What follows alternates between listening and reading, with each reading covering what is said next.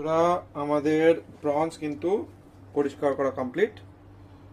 কেউ গেস করতে পারবে কি এটাই কতটা প্রনস আছে? আচ্ছা, গেস করার দরকার নেই, কষ্ট করে আমি বলে দিই, এতে অলমোস্ট 4 কেজি প্রনস আছে। ওকে, যেটা এবার আমরা ম্যারিনেশনের জন্য রেডি করছি।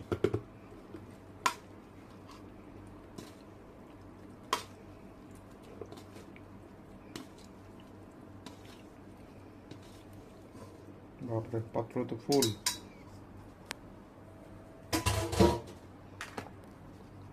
মশলা দেওয়া হচ্ছে এবার।